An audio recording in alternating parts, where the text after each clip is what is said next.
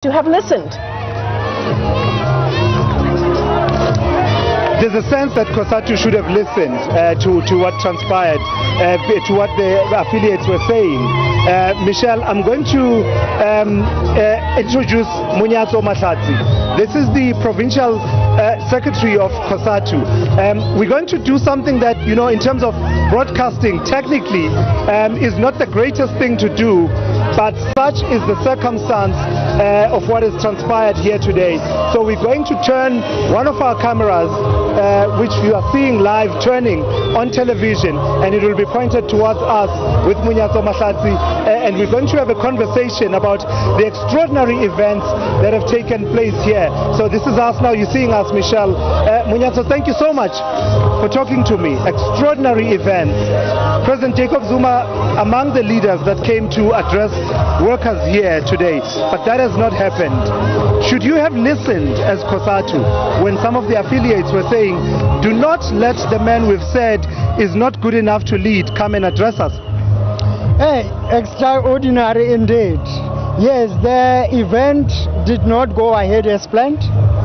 None of the speakers addressed the event. I think we must stress that because of the situation that was prevailing, we had to hand over the memorandum, which was the objective of our activity, and then we had to close the event. So in a way, you actually put the issues of workers front and center and took the politics to the back burner because of the scenes that you saw earlier on. What in particular were you worried about that, you know, had the speeches gone ahead? What was your main worry?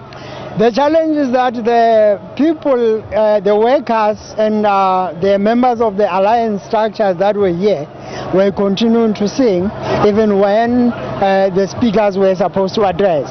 So in our view, it was not proper that we do that, and I think that was a clear indication that the program had to be changed, and that's what we did as leadership of Cosatu: change the event, exclude any politics and deal with issues of the workers. I think you put it nicely. That's what we did. And Monyatso, the reason we are emphasizing all of this, of course, is there's a certain, you've had some concerns throughout the program today. So I'll take you back into the conversation we had before the start, the false start that we had of the event. We were talking about a group of people that came wearing T-shirts that don't bear any of the emblems of the affiliates. So no SATU, no NEHAU, no NUM. But those shirts are red in color and had a message in support of President Jacob Zuma. Who sent these people? Do you believe their motives were pure coming here? Do you believe they were here to support, or were they here to disrupt? I'm not sure what was their intention, because in the events leading up to the closure of our event, the role that they played was also very huge. And we will also be meeting and addressing and evaluating the event. And after that has been done, we'll then be clearly coming to an event, to a conclusion that says this is what really, happened.